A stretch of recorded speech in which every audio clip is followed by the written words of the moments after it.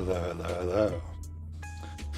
Welcome again to another late night love one, where I'll be just talking about romance and love and stuff, and taking questions and doing anything that appeals to me. Yep. This is a talk show where I figure out what I want to do and then I do it. So I'm going to do it. How's your evening been? Mine's been, well, technically this is the morning for me, but I woke up a little late and I've just been feeling very sleepy. I'm a sleepy chimera. Very, very sleepy. So I'm probably going to try to go to bed earlier. Just get that good sleep, you know. It's usually best to go to try to sleep in 1.5 hour intervals, because that's generally the REM cycle. So if you try to go to bed a half hour early or an hour early, then you tend to throw your waking schedule out of whack, which is no good. But if you go to sleep an hour and a half earlier, then you get a full REM cycle, and you should wake up at the same time. Of course, that's really difficult to do. An hour and a half is a lot of time in the evening. But this is the path towards old personhood. You'll be like, I need a little bit more sleep. And then you'll go to sleep earlier. You'll get used to going to sleep early. And then you'll start waking up earlier. And you'll be like, oh, but I need more sleep. So you go to sleep a little earlier.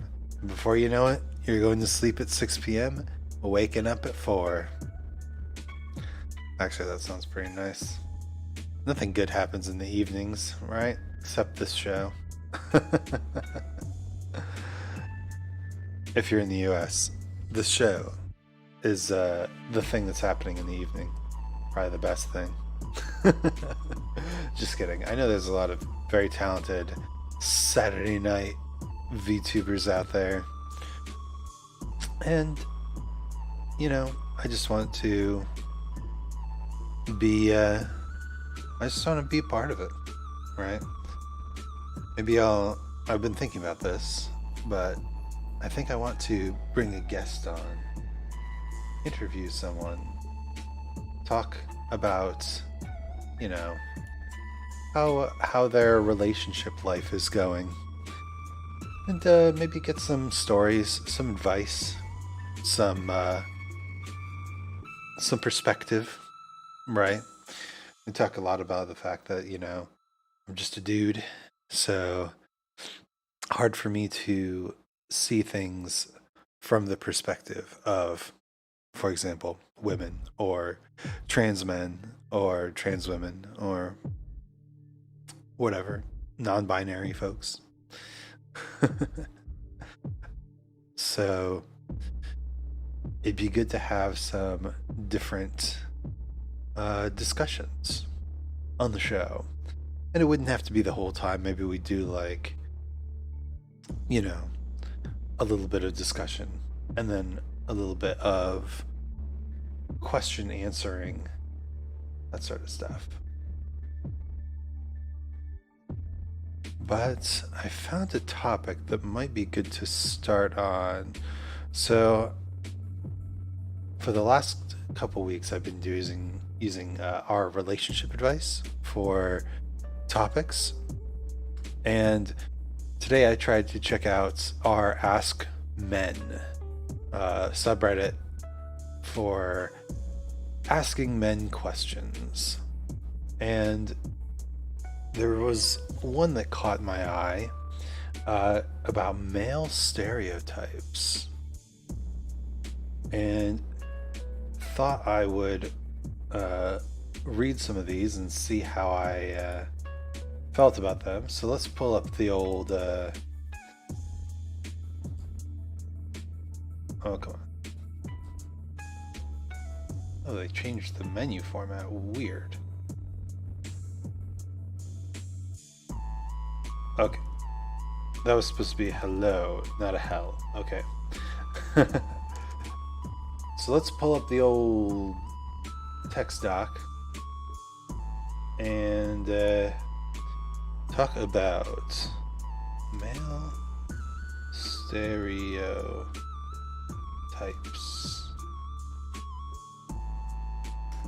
Yeah. Now, I'm going to do my best to not turn this into a not all men. I'm going to do my best not to turn this into a not all men stream. I don't know if I said that. My brain got confused about the words coming out of my mouth. Because we're not going to talk about the, big negative stereotypes. That's just not cool.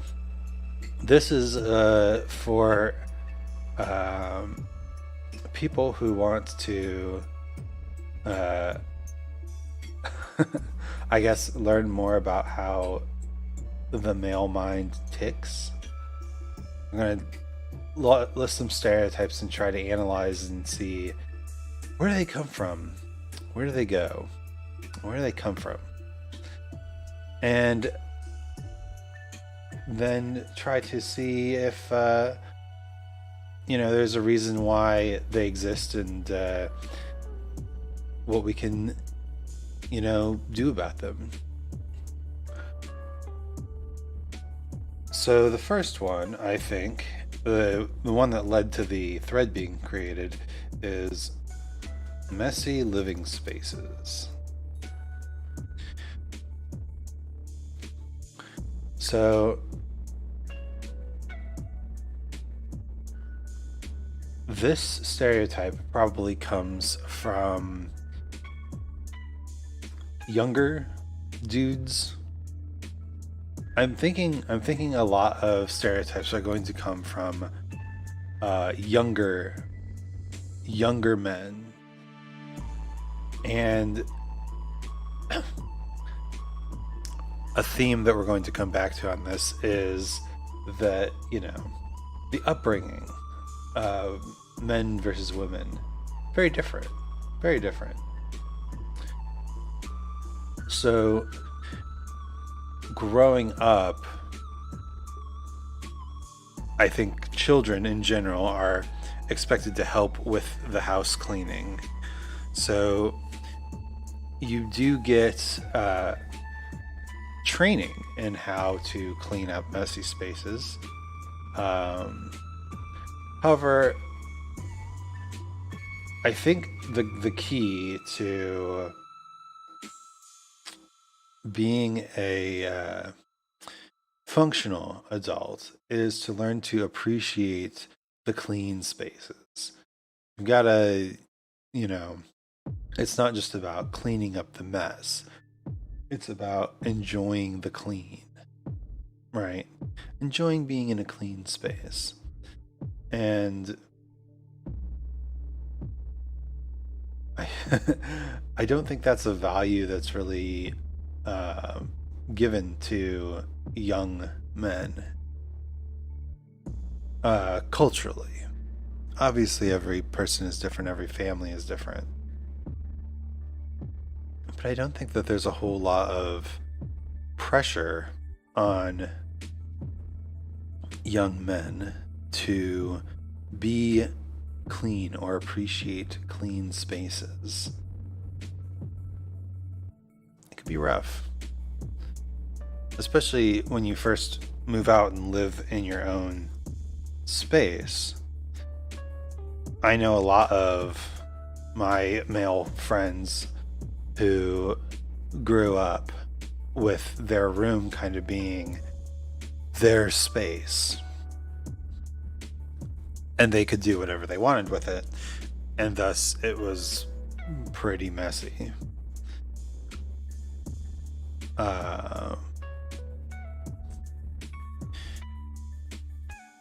Then when they moved out into their own and had their own full space, you know, it didn't occur to them that things like a kitchen or a bathroom are a lot different than a bedroom when it comes to cleaning them.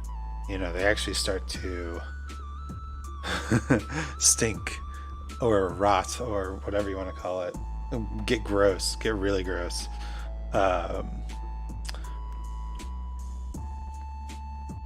Yeah, I'm sure that there are exceptions to having messy living spaces, but I think as you grow older, you tend to learn from experiences. Maybe I think most guys will probably have a time in their life where a romantic partner or a friend will come over and tell them, man, your place stinks. And if that happens enough times, they either become a hoarder or they figure out how to clean their place up. And hoarding is kind of a different thing. It's a bit more psychological. And this kind of ties into the next one.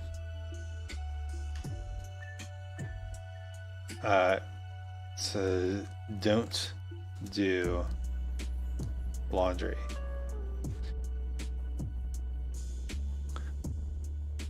Laundry is an important task.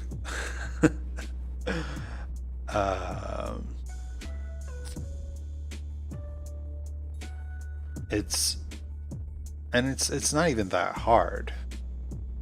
You know, it's a good time to throw on some music or a video and just, you know, fold the laundry. It's easy. But I think, again, you have to appreciate having the result. A big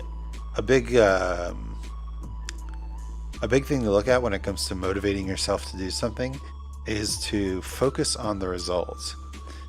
And when you're doing laundry, when you're cleaning, it sucks. Yeah, it's not fun. And you can put on some music and make it more fun. And I think that's maybe another stereotype that people don't like to play into, right?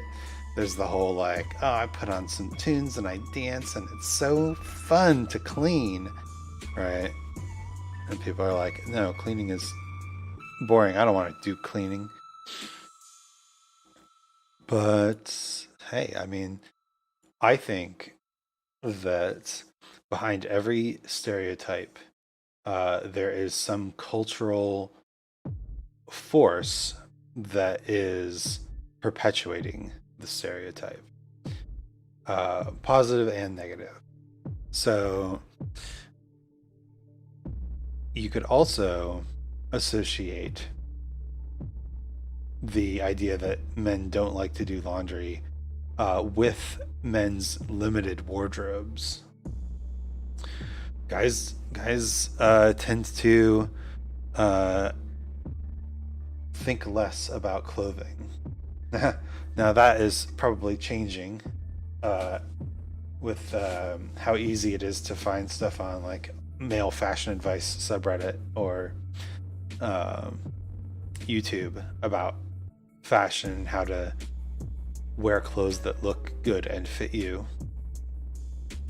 Very important that they fit you.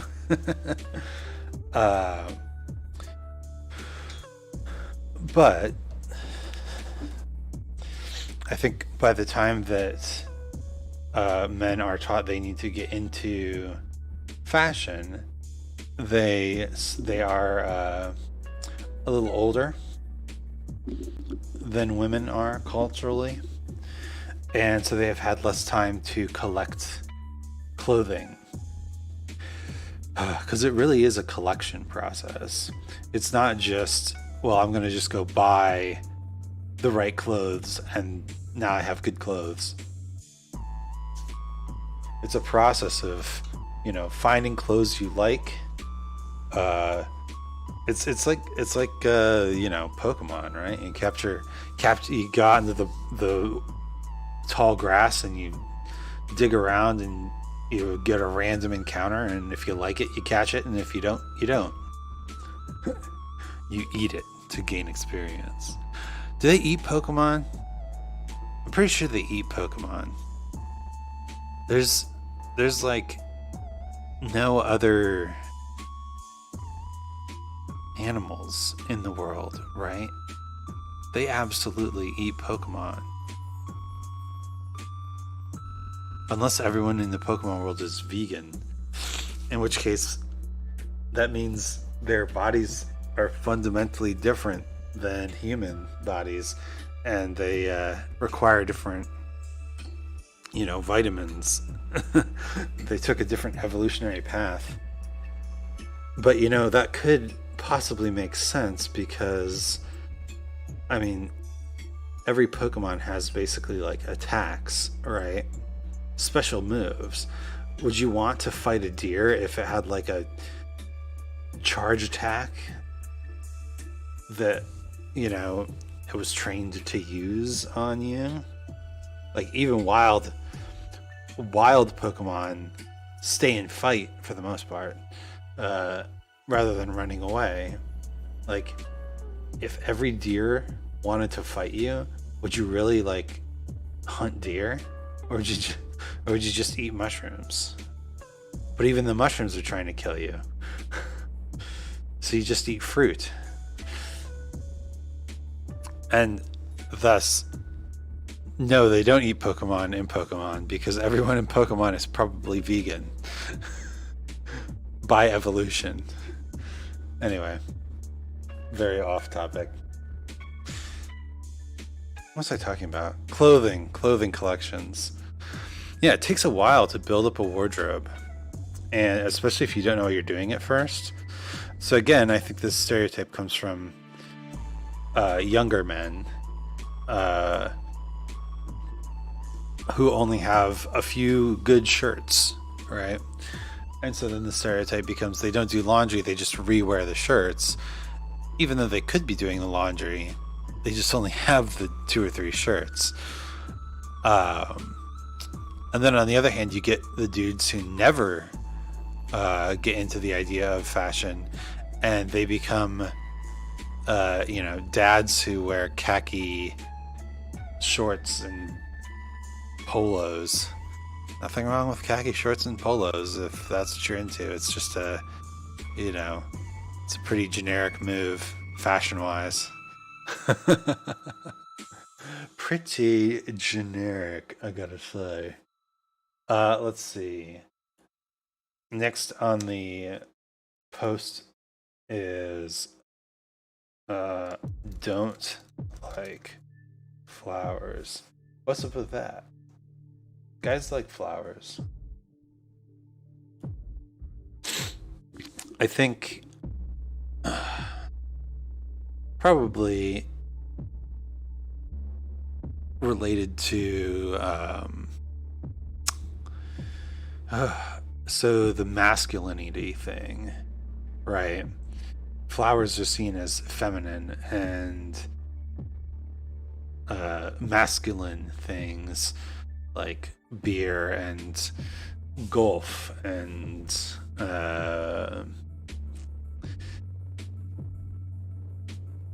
I don't know, steak, cigars, mahogany. Like these things are seen as things that guys should be getting into, right? Whereas flowers are seen as more something girls should be getting into. Prettiness, delicateness, not delicacy, delicateness. There we go. flowers being a little bit more, I don't know, hard to care for. Did you know that roses are actually really, really difficult to grow? It's because you need like soil that's enriched by fungus, I think. Like you want like mushroom soil to grow roses in. And a lot of people try to grow roses and don't. One of the best way to grow a plant is to try to grow it for a year and then you know, actually grow it the next year, because the plant will start to, like, you know, change the soil into more what it likes. But roses are like symbiotic, I believe. I could look this up. I'm just talking at my ass. Don't take anything I say for fact. I believe I've heard that roses are symbiotic with fungus, and you need mushrooms to connect with roses to grow the roses. But yeah, flowers are an aesthetic, and people have a wide variety of aesthetics they like. I think if there's a traditional masculine and traditional feminine aesthetic, there's probably a very small portion of actual men and actual women who conform to that aesthetic. You kind of get the not like the other girls vibes, right? Where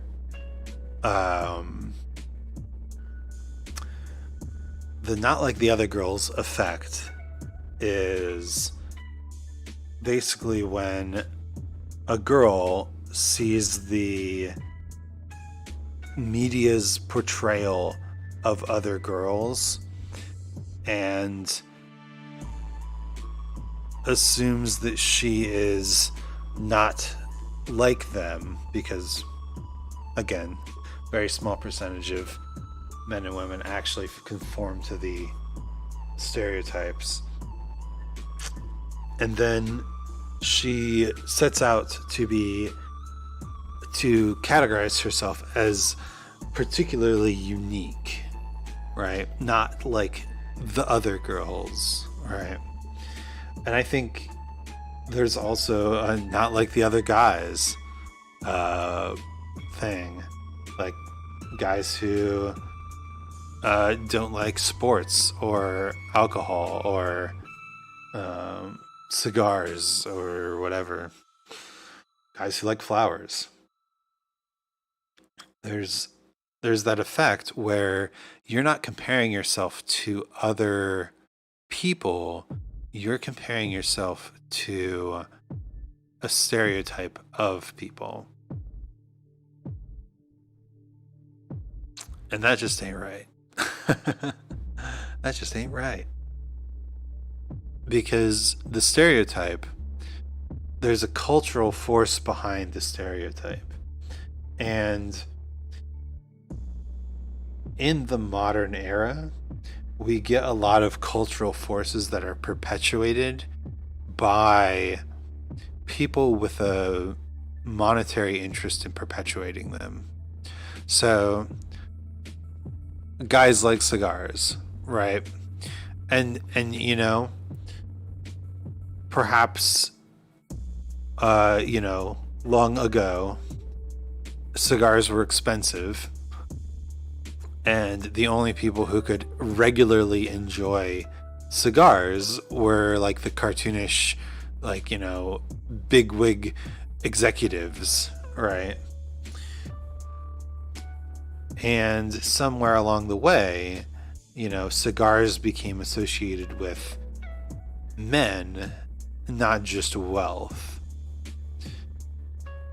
And then the cigar companies said, well, why are we just selling cigars to wealthy people when we could be selling them to male people?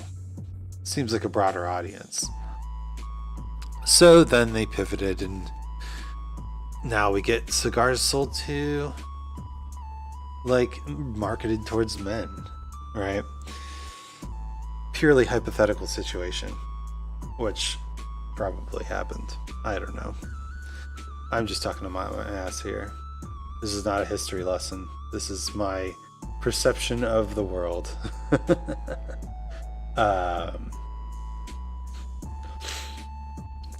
But I think there's a lot of stereotypes that lean into easily marketable or media friendly ideas.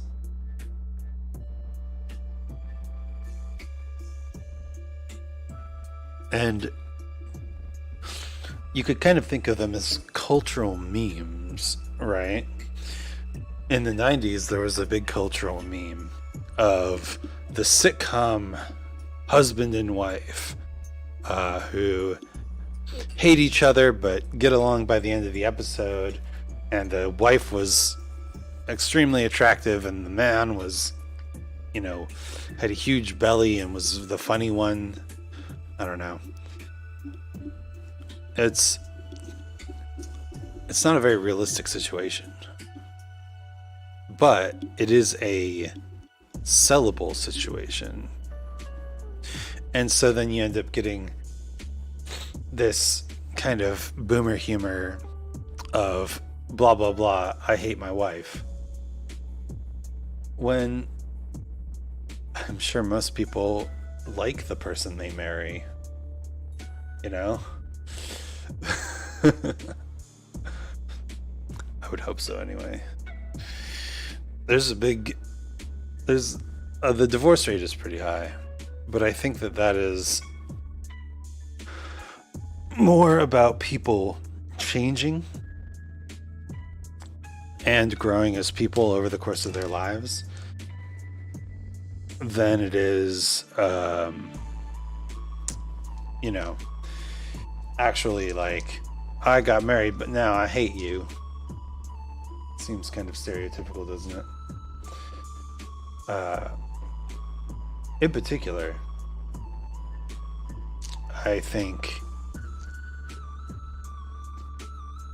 people who do grow apart, grow to dislike each other, and end up sticking together, usually do it for some larger reason, such as their shared religious beliefs, or their children, or their participation in financial things like a mortgage, right?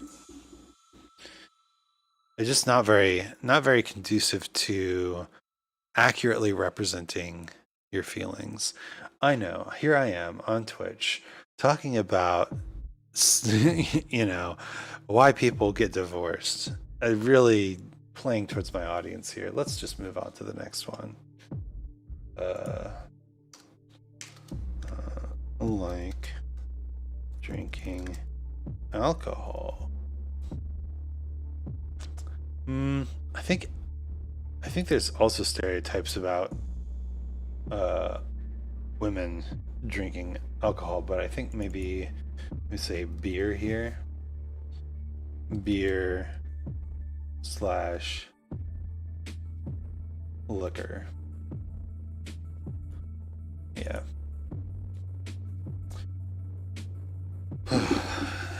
So this is a rough one because there's a lot of association with alcoholism, especially in men. And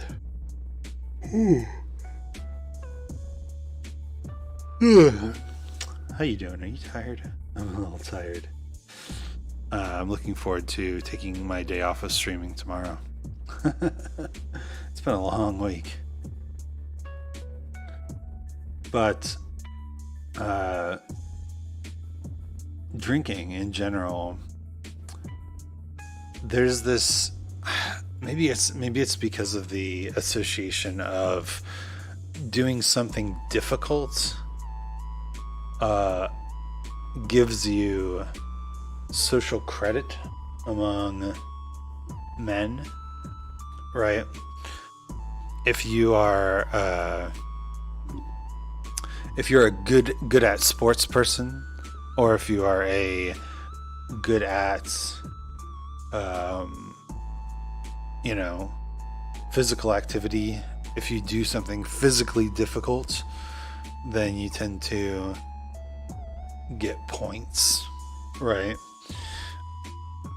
I think there carry a little bit of that carries over into the liquor world, where, you know, growing accustomed to very odorous liquors feels it feels like, you know, the people who have done it have gone through this difficult process, and now that they're on the other side, they can truly enjoy the refined taste of liquor, right? I don't think that's all that worth it. um, it's very much this idea of pain equals progress, right? No pain, no gain. If you are meeting resistance, then you're going the right direction. And I think there's some truth to that. There's the idea of you never want to be the smartest person in the room, because if you are, then you're not able to learn anything. It doesn't mean you should never be, because obviously someone has to be the smartest person in the room. And also, teaching. You can teach people, right? Life isn't just about learning for your own gain. Sometimes it's about teaching as well.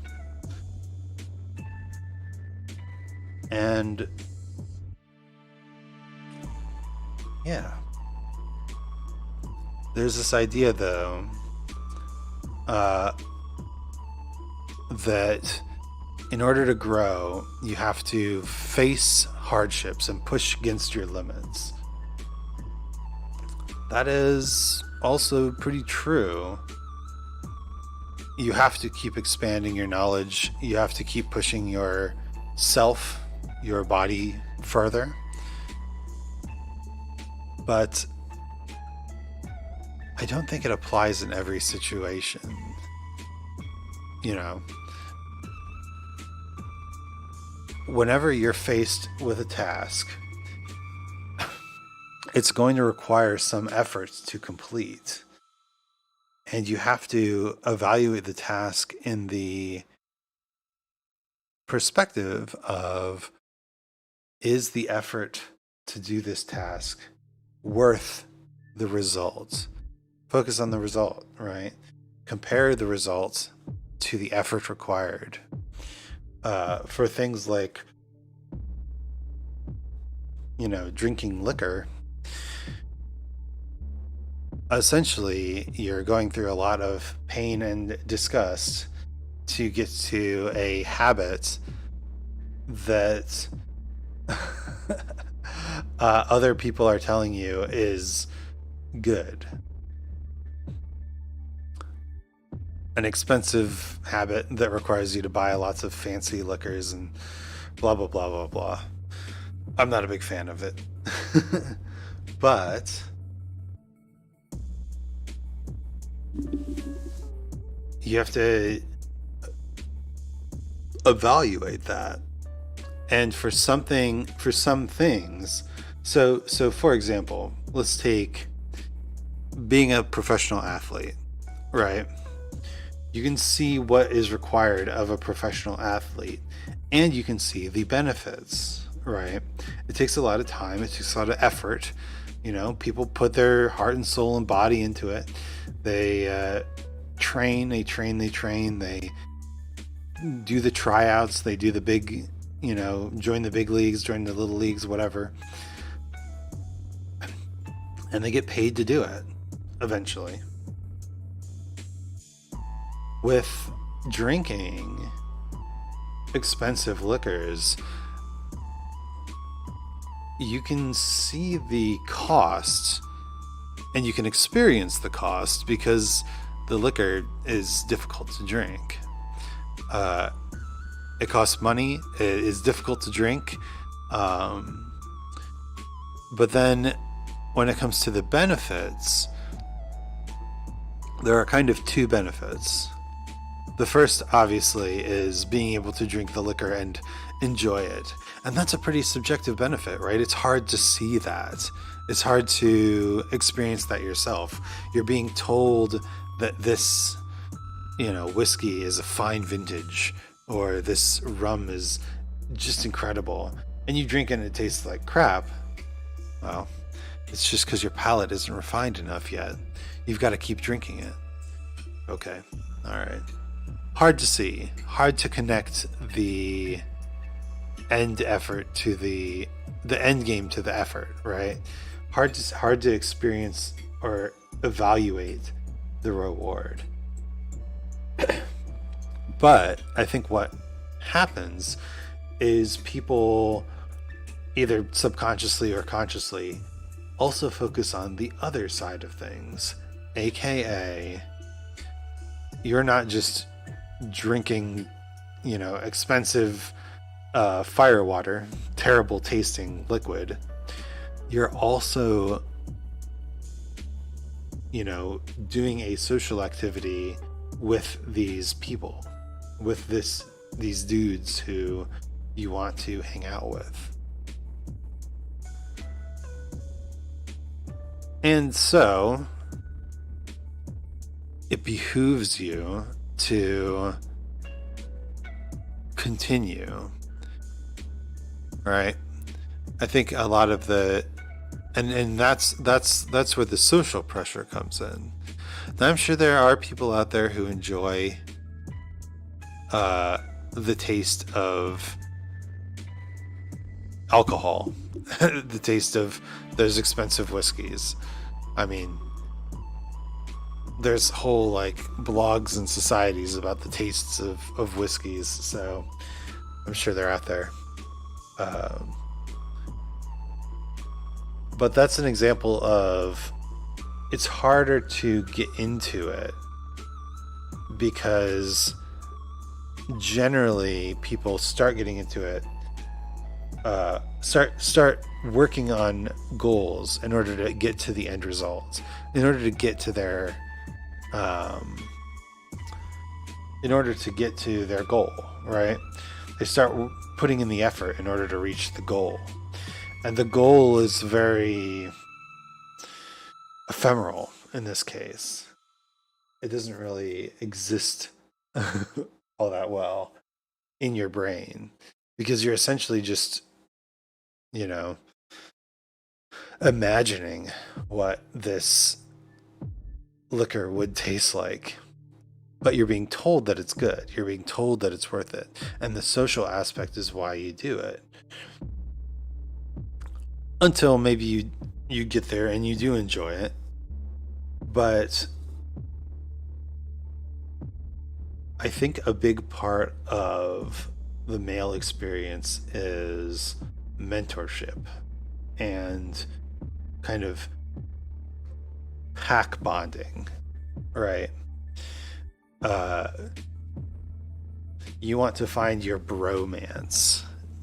You want to find your bros. And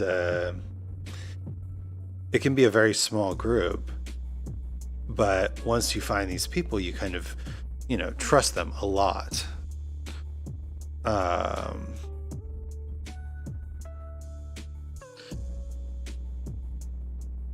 And having a gateway activity to find a group of people is really important. So I've sung in a choir before, and that experience was very cool and connected me with other men. It was a men's choir. And by doing that activity, which I admit I'm not the best singer, uh, but you kind of get this feeling of these are, men that I could potentially hang out with, potentially trust, potentially, bond with. Does that sound too weird? Bonding? Bond. James Bond. Let's do this one. Don't like cooking. I don't know where this one comes from. This one is also on the post. I love cooking. Cooking is a valuable skill. Where does this come from? I think probably comes from, again,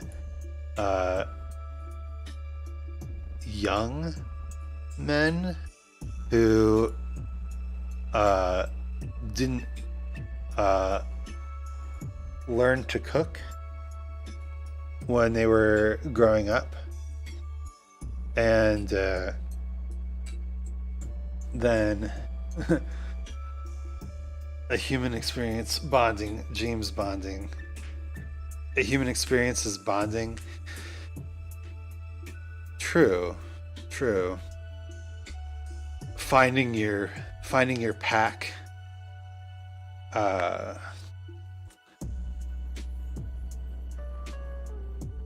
I think though that perhaps on the male side of things. Why do you have a little crown by your... Oh, it's because you're prime. Oh, okay. I have no concept of how Twitch Prime works. So, welcome, Shaman Fire. Welcome. I think in the case of these sort of like drinking groups, the bonding is almost I don't know. The drinking is almost the excuse for bonding, right? A shared negative experience, maybe? I don't know. Let's talk about cooking. People who don't like cooking, I think, probably didn't learn how to cook when they were younger. It's similar to the wardrobe thing. It's by the time you're told that this is an important skill that you need to learn, you're already thinking about moving out and living on your own. So you end up getting a limited scope of the skill, right? We talked about this with clothing, where it's like, just because you learn that fashion is important doesn't mean that you have had the time to put together outfits and learn the ins and outs of what fits you, your body type, how the clothes work, all that good stuff, right? Same thing with cooking. Just because you've finally realized that cooking is an important skill to staying alive doesn't mean that you have the background to do it. I think probably the stereotypical male cooking activity is grilling, right? And I'm not gonna diss grilling. I love grilled food, but it is pretty easy.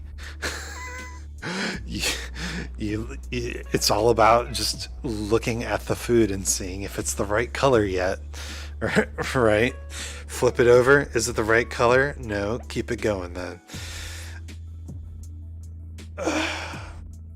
Even, and you know, no, no disses on the dudes that can cook steaks to perfection, but it doesn't take that many steaks to learn how to cook steaks to near perfection.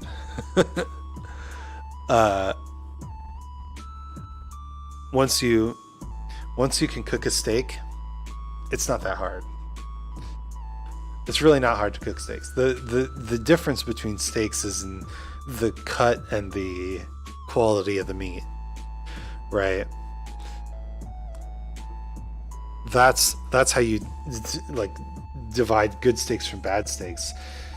Once you know how to cook something to medium rare, you're basically set, which is the only good steak tenderness.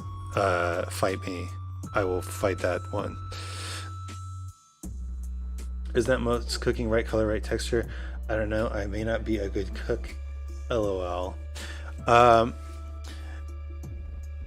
I don't think so. So, right color, right texture is yes, is the goal, right? But I think cooking also, so if we're just talking about color and texture, then grilling or pan frying or searing or stuff like that is probably like the easiest, the most basic, right? Well, yeah. But you also have things like baking, right? Where you do want the right color and texture, but it's about, putting the right ingredients together and knowing the tendencies of your cooking environment, like your altitude and how your oven distributes heat, and setting the timer just right, not burning the cookies, right? And the goal is still color and texture, but there's less of ways to perceive that as you're cooking. But I have to call you out on this. Right color, right texture is pretty good. You have forgotten flavor. I think the thing with grilling is that meat pretty much has its own flavor, and if you throw it on the grill and cook it up the right amount of time, it'll taste pretty good. Hot dogs taste pretty good on the grill. Bacon tastes pretty good. Hamburgers, throw them on, throw some cheese on. People can add their own condiments. It tastes like a hamburger, right? I think the real skill in cooking is knowing the flavors and crafting your food's flavor palette, right? And that goes kind of back to the stereotype of, when dudes are starting out figuring out how to cook, they'll just eat like boxed mac and cheese, right? Because again, boxed mac and cheese is throw it all together, put it in the boil, wait till the water's boiling, clearly boiling, put the noodles in on a timer, and then just mix everything together, right? Very simple. Right color, right texture, right? You don't have to worry about flavor. And it's easy to also see why someone who realizes the value of cooking but has those kind of experiences where it's easy to make boxed mac and cheese, it's easy to fry up some sausages or throw a couple hamburgers on a grill, it's easy to see how someone would not feel the need to go past that unless they had a more, I don't know, sensitive palate, interest in flavor.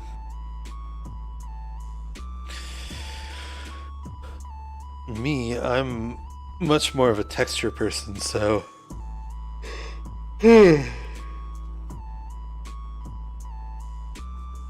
for me, experimenting with those kind of like, you know, different ways of making food and different textures is the fun part. I don't think I'm a good cook, though. I like cooking. But again, like this is another one of those things where I think culturally, it's important for everyone to know how to cook, and culturally, it's something that is not taught as much to the young folks, the young men, young man.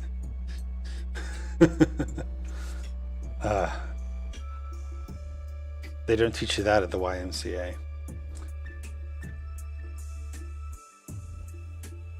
All right. Been talking about this for almost an hour, but I think there's this last one that I want to do.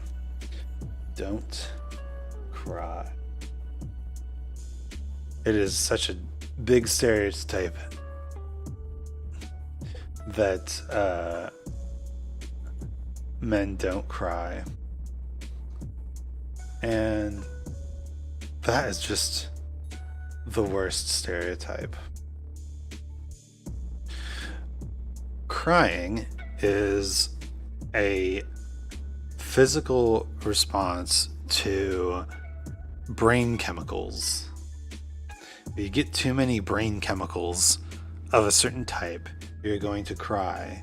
Absolutely normal biological human response. And yet you have this stereotype that men endure. Maybe it's related to the idea of pain being a rite of passage. Like, if you cried during this, then you'll never make it. Whatever. But there's this idea of emotional tenderness, emotional sensitivity. What's the word? Being able to be hurt. Vulnerability. Emotional vulnerability.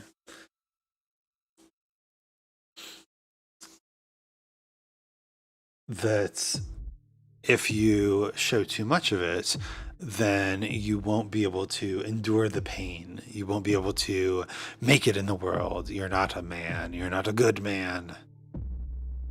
This is a pretty real cultural force on men. Now I'm sure that there is similar forces on everyone to grow up, to face the world. But again, crying is not a sign that you're unable to face the world. Crying is not a sign, is not an indicator that you don't have the coping mechanisms to handle the world around you. Crying is a coping mechanism. Crying is how your brain gets some of these emotions that have built up out of it.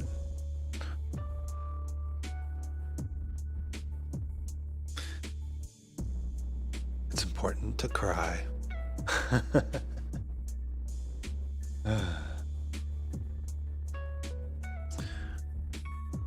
And even over small things. So in this post, they talk about crying during emotional movie scenes.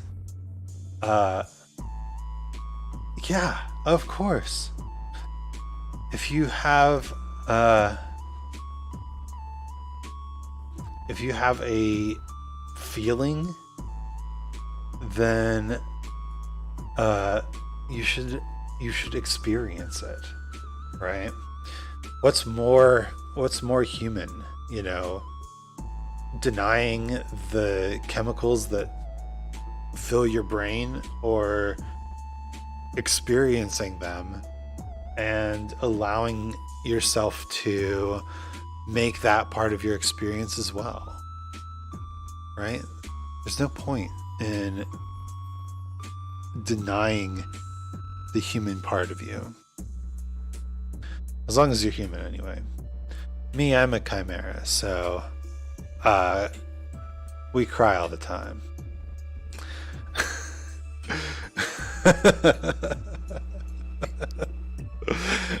That's right. Chimera all the time.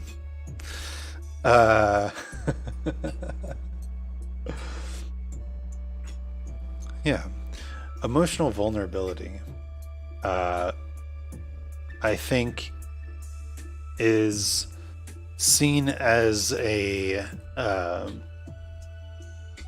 sign that the world is going to overwhelm you.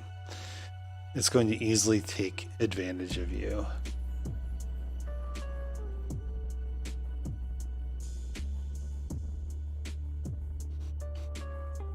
And I think that is not true,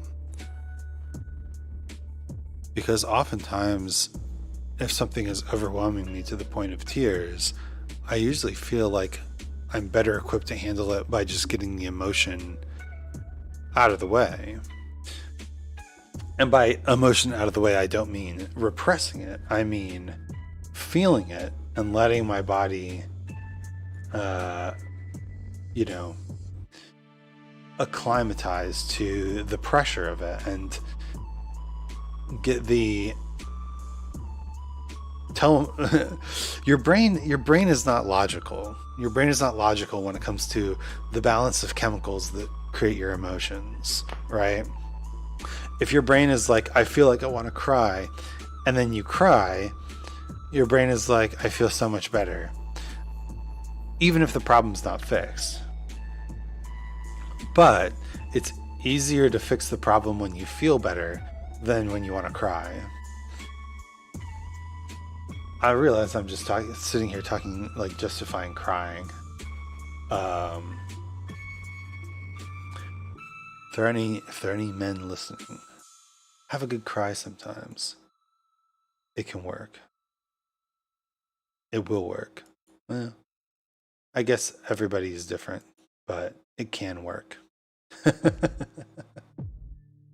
All right.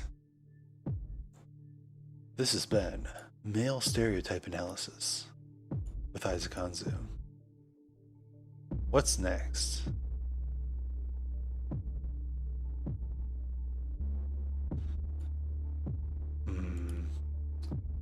I think, let's see if there's anything on our relationship advice about these stereotypes. Feeling your feelings is important. Exactly. You don't want to repress them. That will only end in bigger feelings.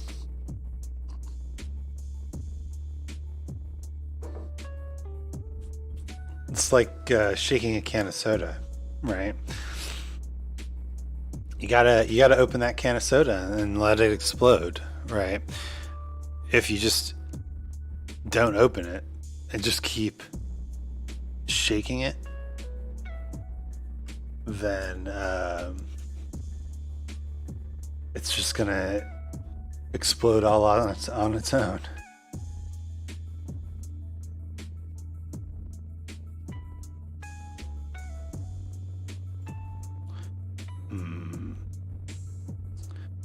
Yes. Feelings are like a can of soda.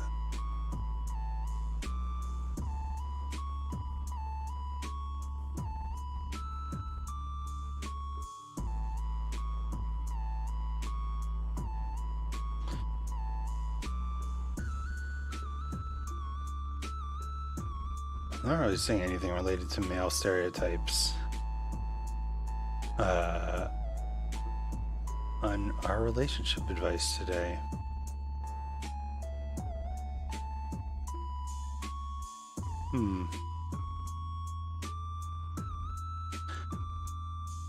Well, that's all right.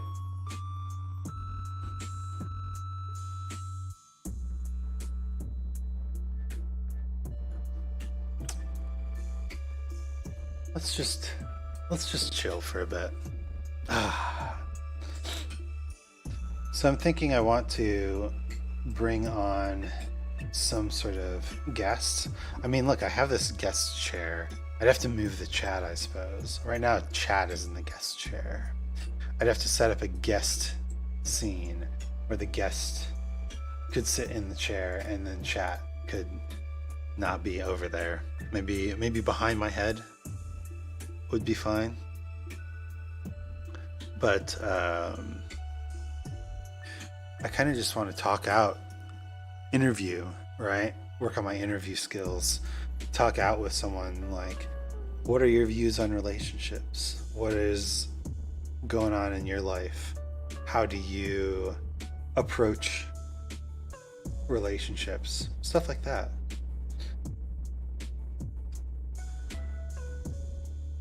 And not in a horny way. I'm not trying to get into a relationship here. I'm interested in talking about them. I'm interested in the theory. I'm interested in helping people understand better. Which is, I think, how it should be. You know, if you are looking for a relationship, then you kind of have to make it clear that you are looking for a relationship. You have to establish those expectations up front. You know, because if you are looking for a relationship and you don't say so, then the other person is going to either be surprised that you are looking for a relationship out of the friendship with them and taken aback, or they will perhaps also be looking for a relationship and you could have started sooner if you had been upfront, if you had both known. So it's always worthwhile to say your intentions up front. That said, of course, if you're looking for a relationship and you meet someone and you like them, but they aren't looking for a relationship, then yeah, don't pursue. Who wants a one-sided relationship? Leads to all sorts of problems.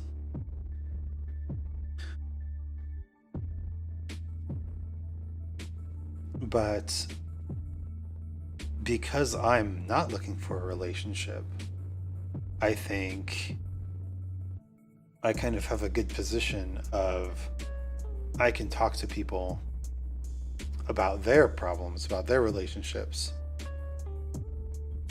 and get some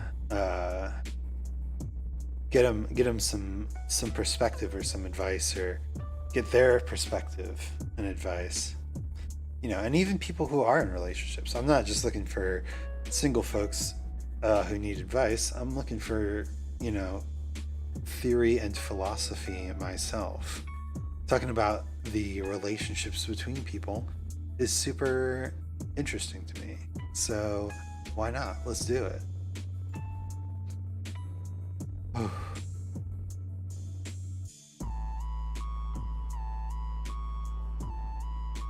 Man, I'm really tired.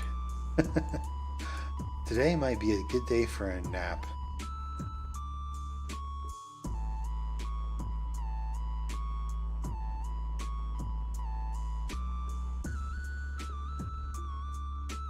So yeah, that's the story. I'm probably going to post on Twitter about it because so far this segment has not been very popular. That's okay. You don't need to be popular to do what we love. I just need to keep trying new things. Right?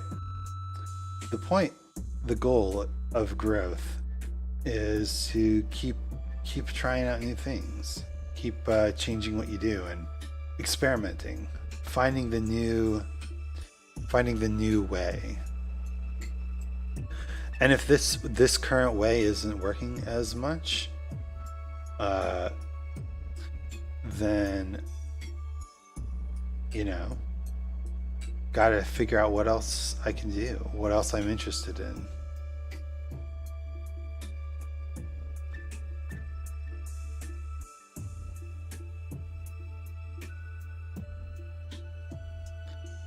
It's all about aligning those interests with the interests of the internet. Oh, the internet.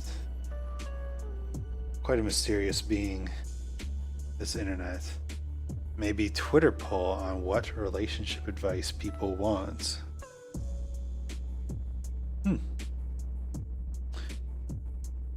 Maybe. It's a pretty good idea. I don't know. I feel like I want to talk to people in person too. Maybe I try to do both, right? Try to line up an interview, but also set up the Twitter poll, and then alternate weeks. We'll see.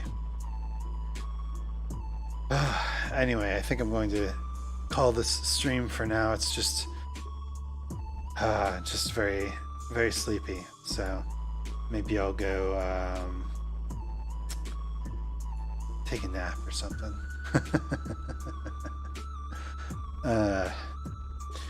Anyway, my name is Isaac Anzu. Thank you for stopping by. I really appreciate it. If it's late for you, get some sleep yourself. Me, I'm just going to take a little nap. But I'll see you next time. Farewell.